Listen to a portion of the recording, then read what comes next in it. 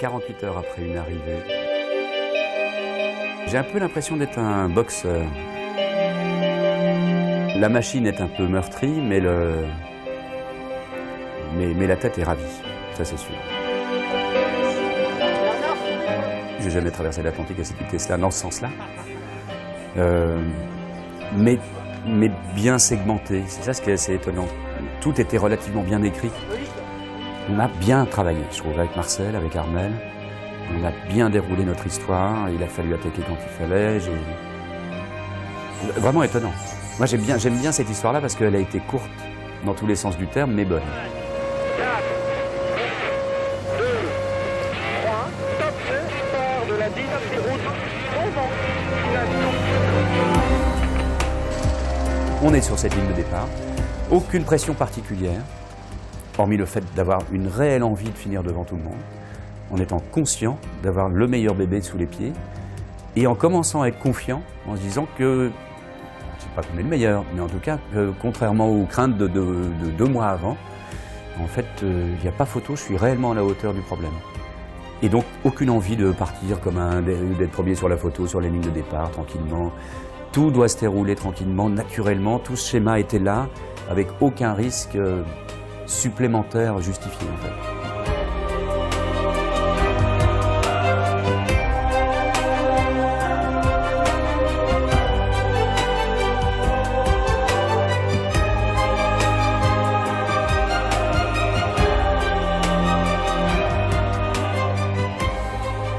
On est les deux seuls dans un premier temps à déclencher, c'est Thomas et ma pomme. À virer, ce qui n'est pas simple, ça paraît anodin sur un bateau normal, on se dit tactiquement il faut aller là. Sur le Figaro, le Tour de France à la voile, tout le monde le fait en 15 secondes. Nous, c'est de longues minutes, de la perte de temps, du risque, mais il faut le faire. Et la symbolique même de l'attaque était importante à montrer en disant, même sur des gros bateaux, même le vieux y arrive, ne vous inquiétez pas, vous n'allez pas me lâcher comme ça. Et hop, et ça vire, et on se retrouve à terre, et puis le deuxième virement à terre, boum, et là je suis en tête devant Thomas. Et c'est fait. Et une fois de plus, c'était écrit, parfait, la sérénité est nickel, la manœuvre, il n'y a aucune erreur. Et en avant Guingamp, et tout va bien. Et là, on attaque le rail, et le vent commence à monter, et le deuxième rit. Et les manœuvres impeccables se déroulent nickel, il y a une dépense physique, on est d'accord. La mer commence à monter. Et c'est surtout ça qui a été vraiment qui a fait mal, comme toujours sur ces bateaux.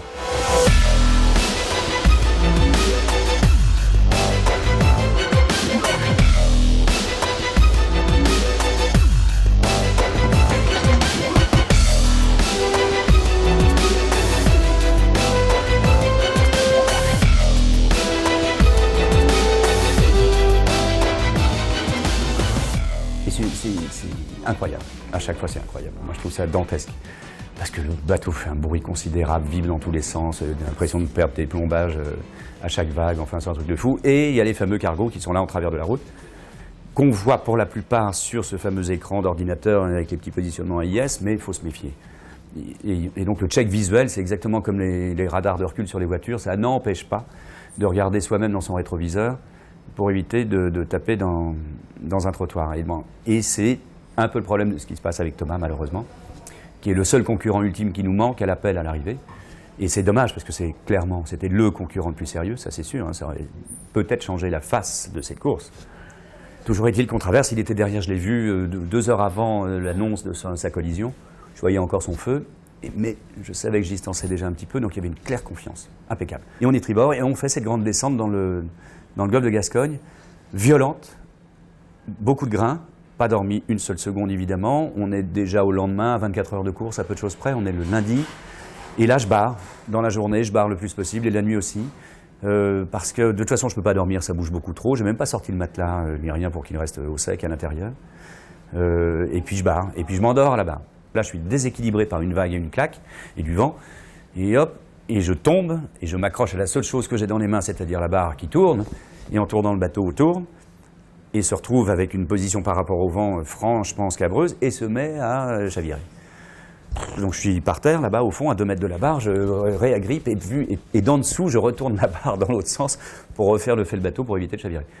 La seule grosse angoisse, en fait, il y a eu plein de moments stressants, mais celle-là, c'était la seule bonne décharge d'adrénaline, en me disant non, ce serait quand même dommage de chavirer, vu que ça ne m'est jamais arrivé jusqu'à maintenant, et ça ne peut pas arriver sur un bateau aussi stable. Non.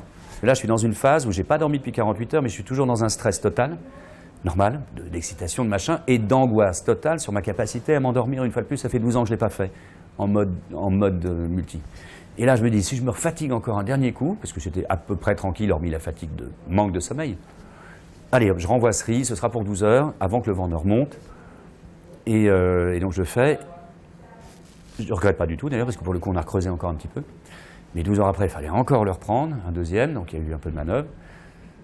Et c'est juste après ça que j'ai pu roupiller, allez, on va dire, je ne sais pas, mais en tout cas m'allonger. J'ai sorti mon petit matelas, pop, allongé, et il y a dû y avoir 20 très bonnes minutes magnifiques pour se réveiller avec un soleil radieux. Et puis enfin, je me suis dit, tiens, je vais sortir une casserole avec mes œufs du jardin, et voilà. Regardez ça, hein? Les œufs de mes poules du jardin. Nous avons des poules et un petit coq, 2 coqs d'ailleurs. Et regardez ça, avec un petit peu de fromage, des alpages suisses, le tout mélangé, et un peu de viande des grisons qui m'attend dans le coq. Voilà, c'est comme ça qu'on a la forme, en mangeant bio. Ciao.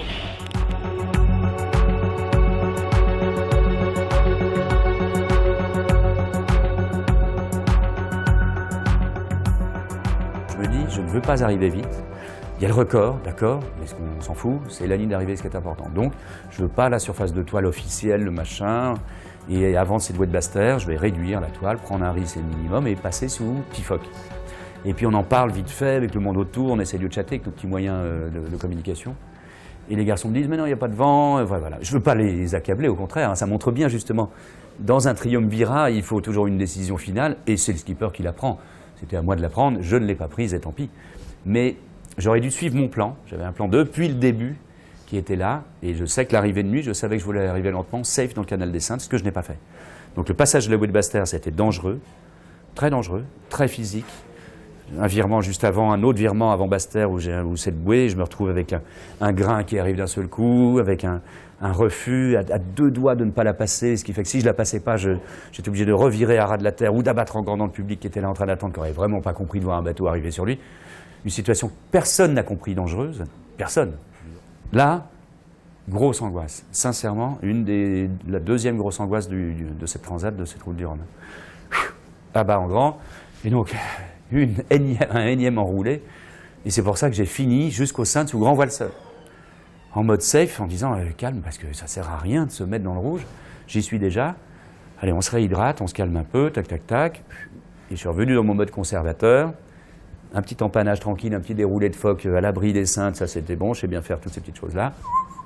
Un virement, et puis un dernier virement, et enfin on coupe tranquillement, et puis super, parce que là, enfin j'ai apprécié on va dire les 5 derniers milles, à enfin regarder tous les bateaux qui suivaient derrière, c'était génial, les petits yeux rouges et verts, comme des petits gremlins, là, hein, c'était sublime, sublime. Il y a une...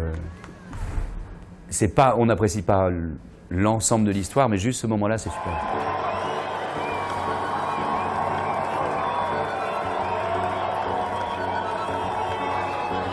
Là, il y a non seulement Pointe-à-Pitre, mais il y a toute la Guadeloupe qui est là, qui attend jusqu'à 1h du mat'. Les enfants qui doivent aller à l'école le lendemain, qui ont, à mon avis, une bonne excuse pour la maîtresse. C'est sympa. C'est sympa à vivre parce qu'il y a depuis toutes les routes du Rhum, ça a toujours été ça.